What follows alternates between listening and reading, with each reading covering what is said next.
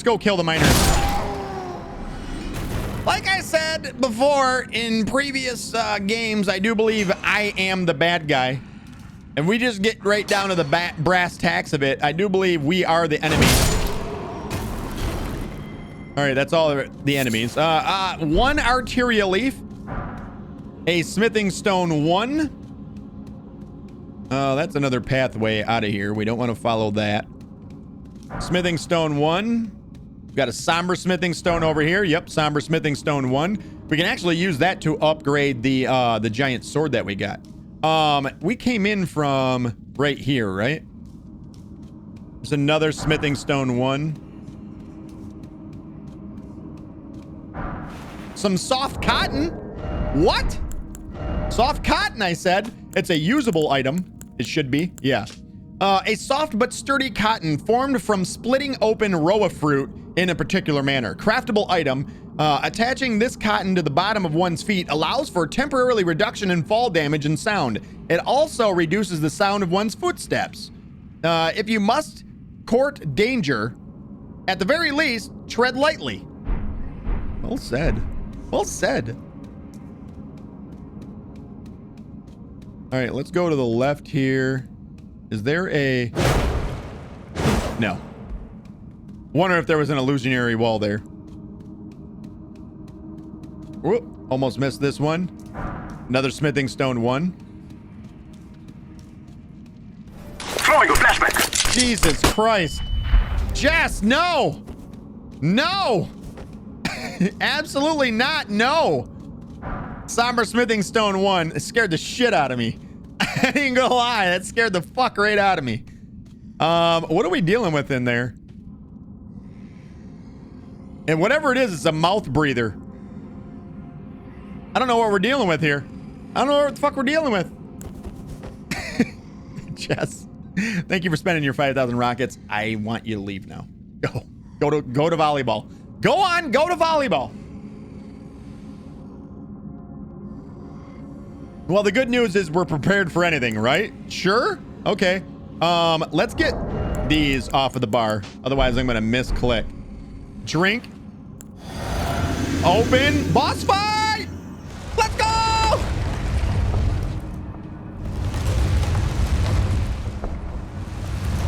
It looks like it's a misbegotten.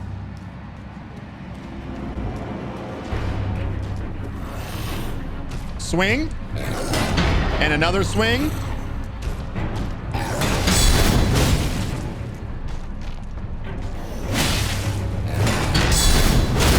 Gotcha, bitch. I didn't want to do the move anyways.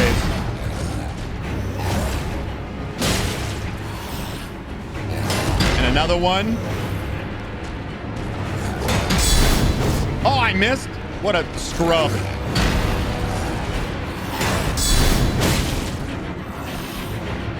It's almost like we fought one of these already.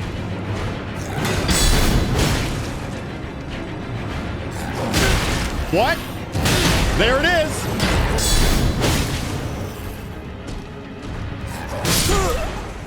This is what I'm talking about. This is why I fucking hate shields in this game. I'm standing there with a shield up and he swung right into it.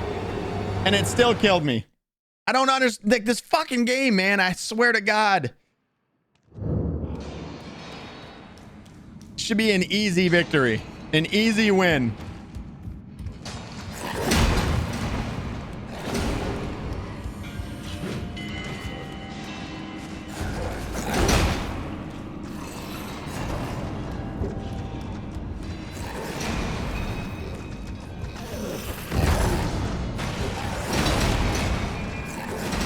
We don't go that way. I'm dead.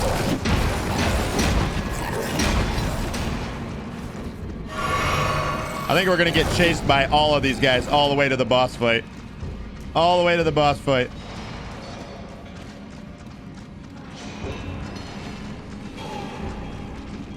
That way. Fuck all you!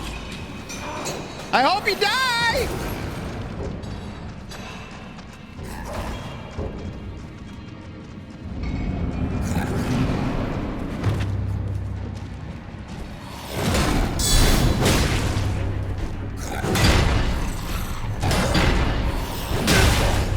Jesus Christ, dude. I swear to God. I'm about to do away with the fucking shield now.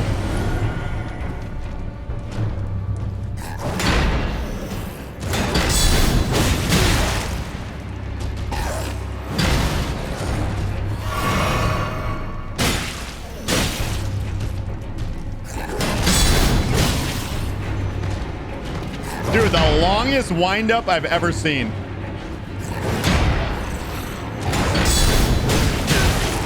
I can't not swing on that second hit. Is this dude ever gonna get knocked down? Well, I will.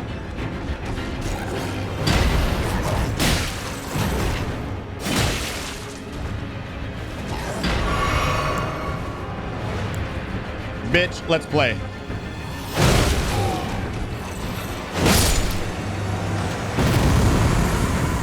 All right, Scaly Misbegotten, and he gave us a new item, brand new item. Nexcron, what up? How are you? Nexcron says, can I get that background changed? I don't like the one that you're sporting. Can I have it in Burple? In Blurple? We'll try it. I don't think it'll work, but we'll give it a try. Echo. Change studio lights to Blurple. Okay. Done. That's Blurple. That is literally Blurple. Nexcron, what is up? Good to see you. And so we got a brand new weapon. It is a rusty anchor. Says a rusty anchor wielded as a weapon. Each of its 4 flukes is thick and sharp, enabling piercing attacks. When the Tarnished left the lands between with their lord, one boat alone was said to have been left behind. Its skill, Barbaric Roar, which we've already seen. We got that one. Yeah, nice. Nice. Very, very nice. Pedal! I already did the pedal. What are you talking about? Pedal. Oh, we got a death? Oh yeah, I didn't do the death for the last one, did I? Here we go. 64!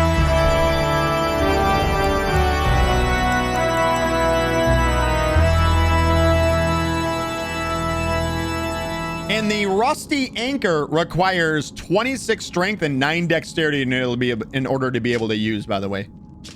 The old rusty anchor. It's a fucking rusty anchor, literally.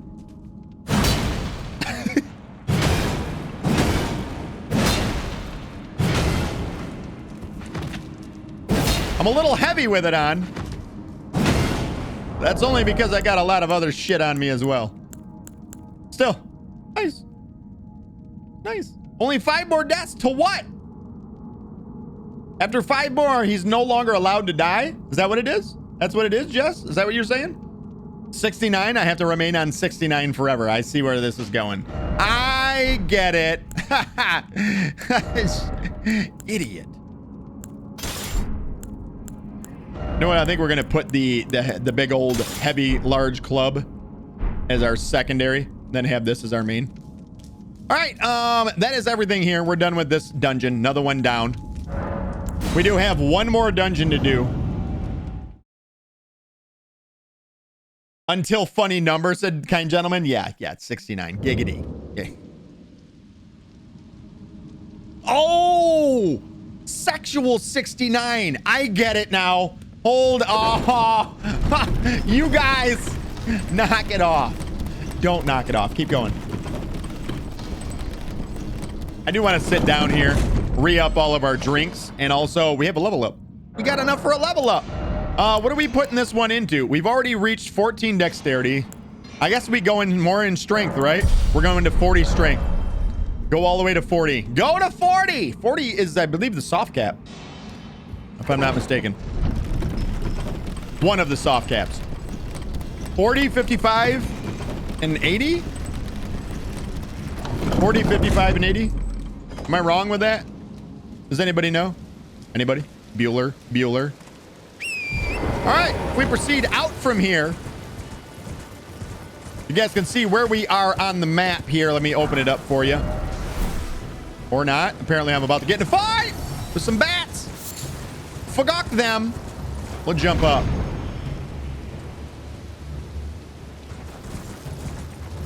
You know what I think? I feel like it's not gonna let me do it. Thank you. That's the map. You know what I think we're gonna go from is the let's start from Castle Morin Ramparts. So you guys, I want you guys to sort of see the area and understand how we're moving out. So obviously, this is the main road. This is where we fought the Knights Cavalry at right here. And if we proceed forward from here, there should be a site of grace on our left-hand side. Also, a bunch of dogs around a little drinking patch. But you guys can see the site of grace right up there on our left. We'll go grab this site of grace.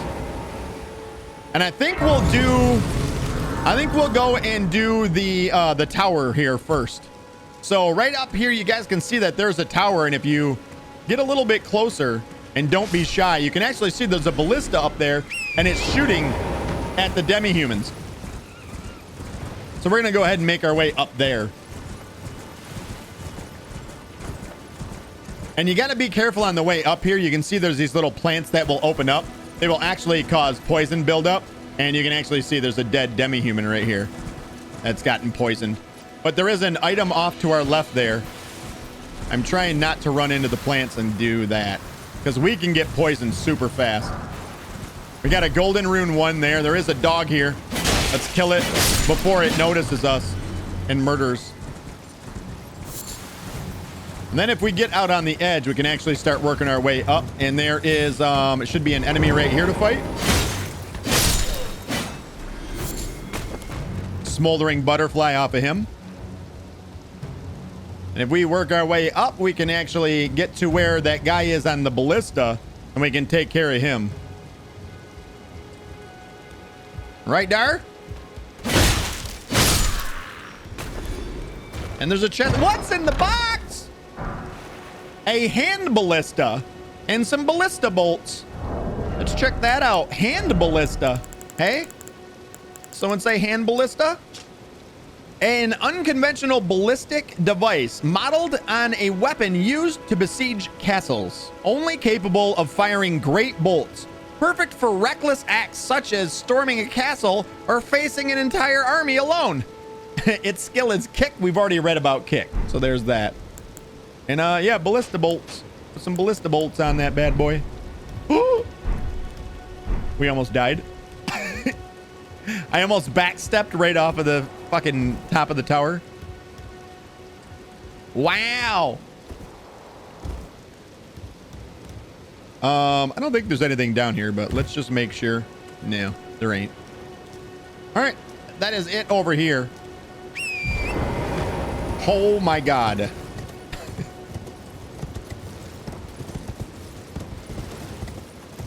And essentially right here is the bridge that we crossed to make it to the Weeping Peninsula. There's a site of grace down below us. And you know what? Let's go about this way. Let's do it from this direction.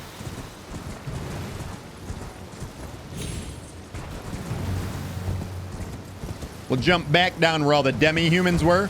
And you can see this area is sort of infested with the demi-humans. Before we go down, let's go up, and we're actually going to be able to see what is a higher class of demi-human, essentially. It is probably the strongest of the demi-humans, and they carry a very cool dagger if you're into daggers.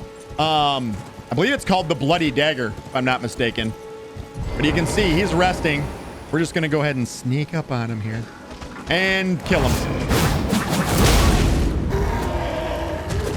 And we actually fought a couple of these little bastards.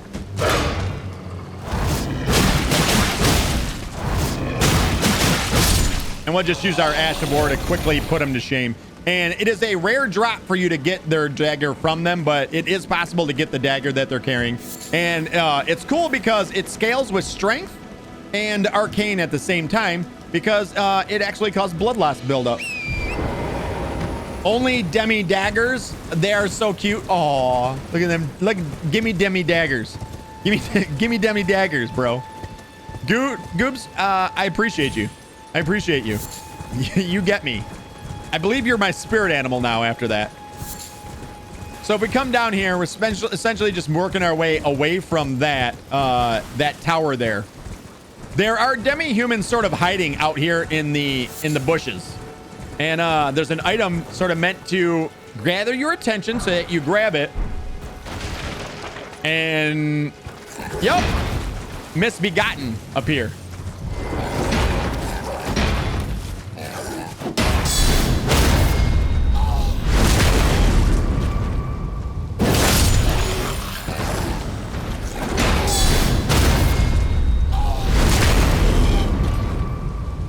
Is that all of them? All right. So it's misbegotten, not demi-humans. I thought it was demi-human ambush. But yeah, it's basically like a little ambush there. But up here, we're actually seeing the second one of these candles that we've ever spotted too. This little candle here is basically like a, it lights the way is the best way to put it. If you go up to them, you press the Y button on Xbox controller, you'll see a spirit appear and then they'll sort of disappear and then reappear in a different spot if you follow their feet prints. So you can see their footprints on the ground. You can sort of follow where they're walking. And he's actually going to lead us to a dungeon, the last dungeon that we have here.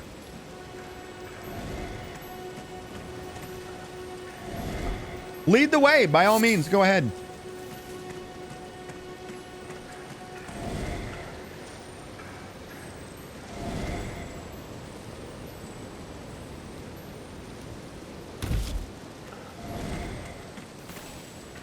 Ki!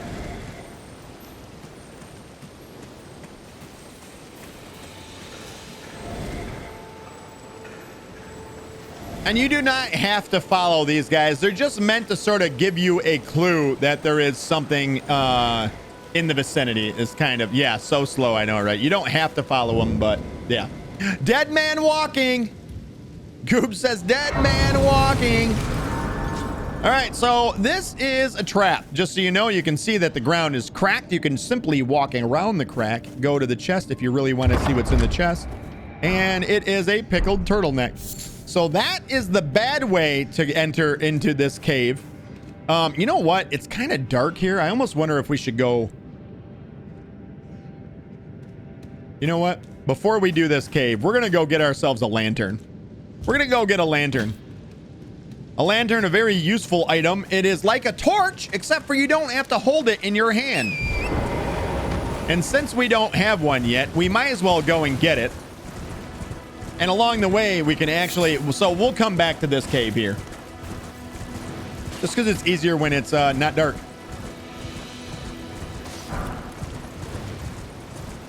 So there is a little ruin here, and you can see that there's demi-humans sort of surrounding this entire area. Including one of the bigger ones is in here as well. He's in here somewhere. Let's go pick a fight. Rune fragment. There is a little doorway here that you can't get through. You can use torrent to actually jump over this. I think this is where the big one is hiding. Yeah, right here.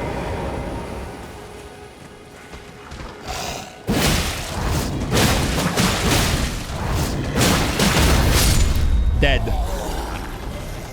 Just abuse that Ash of War.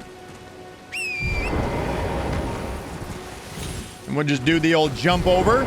And there is a little stairway that leads down. And at the bottom, a doorway. Let's open up the door. What's in the box? It is the Shield of the Guilty. This is a pretty cool little shield. Shield of the Guilty. It requires 8 strength in order to be able to wield it. That is all. And it says a shield made of venerate a maiden whose eyes were crushed by briars of sin before being reborn in these lands. Wow, okay.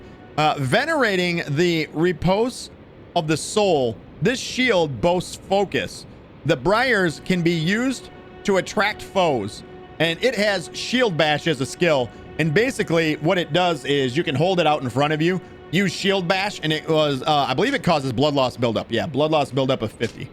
So really, really cool. This is what it looks like. Damn it.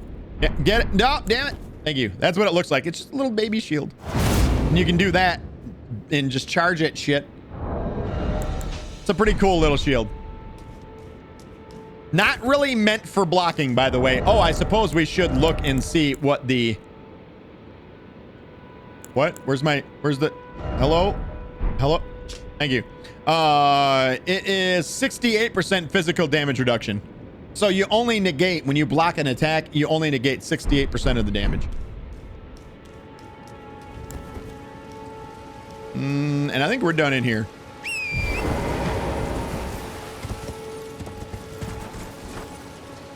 We do have one more thing to do here. And that is going to be an optional boss fight. One optional boss fight coming straight up. The problem with this boss fight is it's not against just one enemy. The demi-humans are out and about in a plenty during this fight. So you want to make sure that you kill all the demi-humans outside. The fight will take place inside this sort of ruined church. And the fight actually is kind of unique and also shows you the third type of demi-human that you can encounter. So there's the little ones that wander around. There's the big ones that carry the knives. The daggers, I'm sorry, the bloody daggers. And then there's the queen. And the queen are actually super intelligent. They're more intelligent than people actually give them credit for.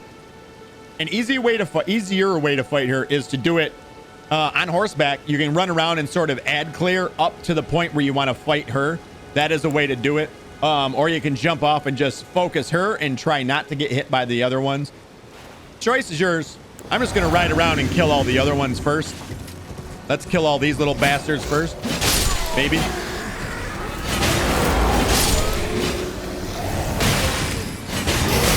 And she has a pretty powerful spell that she uses, actually. So be careful of it.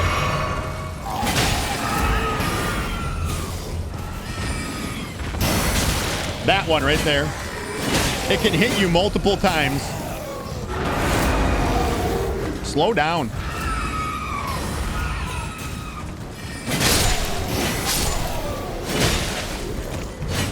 And now that we got all of our denizens done,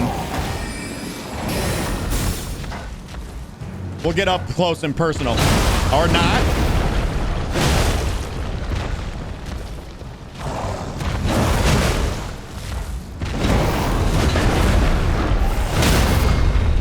We got a knockdown on her. Let's go ahead and... Or not. Wow.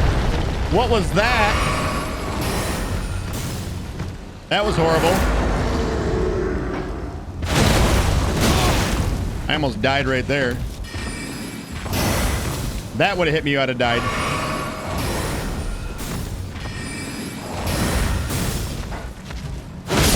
There we go. We got her. And she's what is known as a demi-human queen. There's only 3 demi-human queens in the entire game. They all have a name. I didn't spot her name. I didn't bother to read the boss name. Did anybody actually see the boss name there?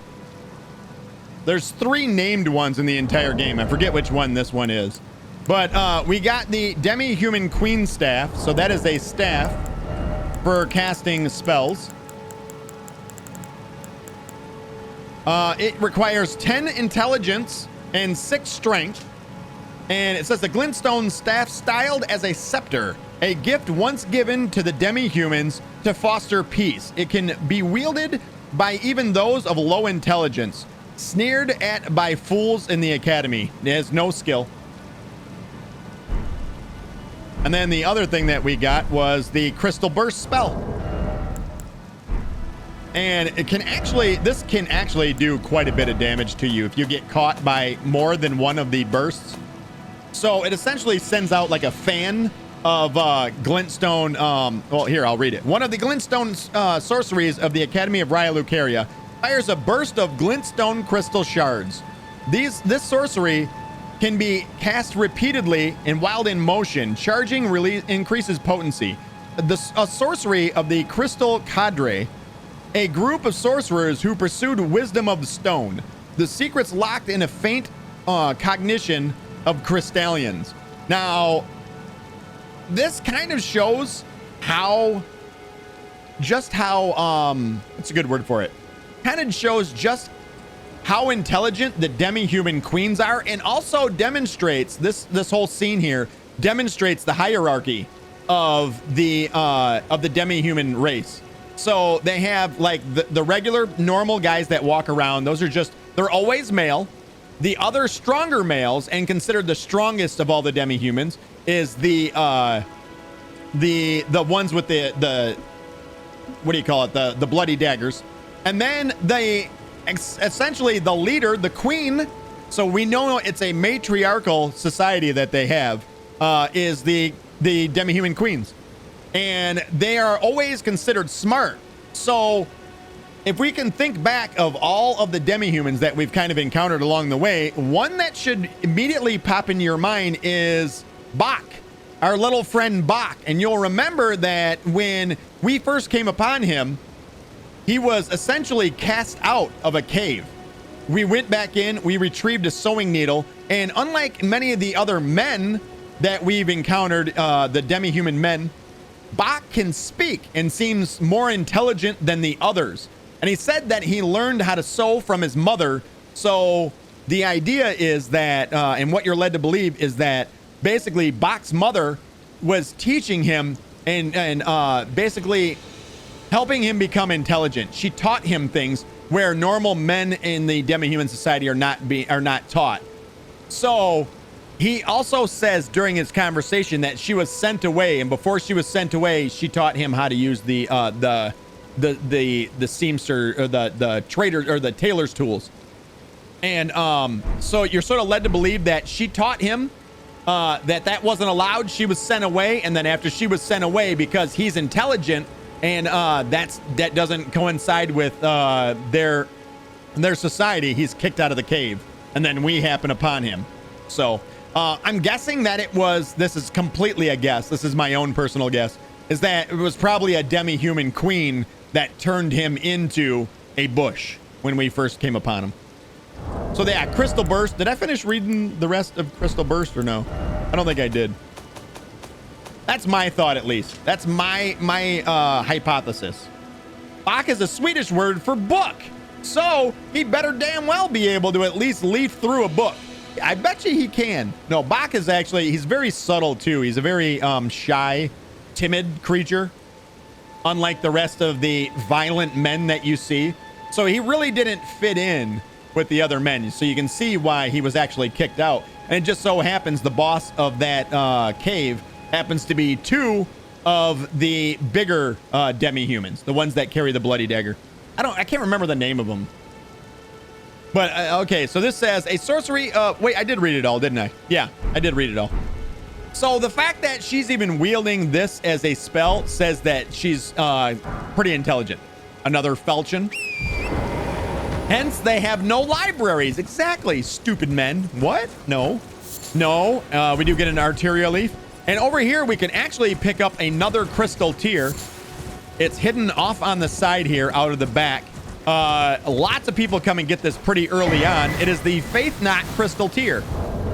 And the Faith Knot crystal tier reads, should be in here, right?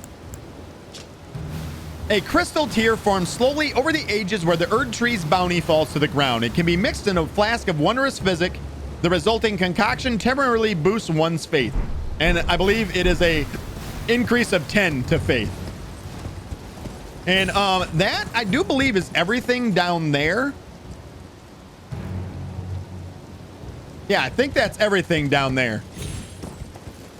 So if we come up here, there is a Trina's Lily chilling right here next to this amazing magical bush. Did I miss that? No, I didn't. And if we come up here, essentially what we're doing is we're coming in a roundabout from the bridge. So you can see the bridge that we were at, that we fought the one big demi-human at. And then we're actually going to encounter the first ever tree sentinels. Or not tree sentinel, I'm sorry. God, I can't remember what the hell these things are called now. These enemies. They're like tree people. Let's just go with that. They're tree people. Tree people deals. It's too many things to remember in this game, but there are 3 of them here. And if you actually, there might be 4. Yeah, I think there's 3 here. And their weapon is the best scaling Demi-ent? I don't, maybe? Sure. We'll go with Demi-ent. It's been named by Gubin. The Demi-ent. The Demi-ents, they carry around a spear, which is actually the best scaling dexterity weapon in the entire game. A very good scaling dexterity weapon. Let's see if we get lucky and get one to drop. I'd love to have 2 of them. That'd be dope. For my strength build.